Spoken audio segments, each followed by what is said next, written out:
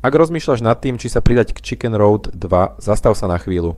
V popise tejto videa nájdeš odkaz, ktorý ti umožní hneď teraz vyskúšať aplikáciu alebo si pozrieť oficiálne informácie.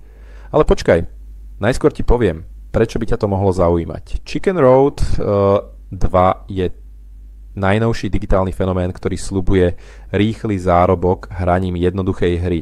Premisa je jednoduchá. Hráš, zbieraš vajíčka a za ne potom dostávaš peniaze. Znie to príliš dobre na to, aby to bola pravda. Presne na to sa dnes pozrieme.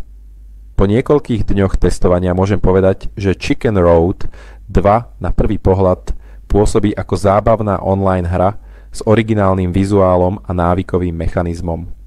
Prvé úlohy sú jednoduché a užívateľské rozhranie je veľmi intuitívne. Navyše, apka tvrdí, že za vašu aktivitu môžete získať skutočné peniaze, čo je hlavný lákadlo. Ale teraz to dôležité, je to reálne. Naozaj sa z Chicken Road 2 dá zarobiť. Zistil som, že aplikácia funguje na systéme odmien, ktorý je podobný ako u iných tzv. Play to earn hier. Avšak skutočný zisk závisí od viacerých faktorov. Času, ktorý do toho vložíš, výšky výplatného minima a najmä toho, či do platformy investuješ vlastné peniaze. A tu si treba dať pozor.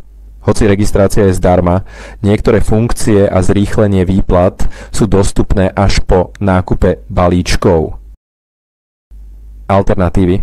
Samozrejme, existuje celé spektrum Cash for Play aplikácií ako Mistplay, Swagbucks Live alebo Honeygain, ktoré rovnako kombinujú zábavu a odmeny.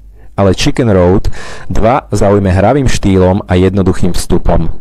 Ak teda chceš vyskúšať, ako hra funguje a či ti môže priniesť nejaké extra eurá, klikni teraz na odkaz v popise videa.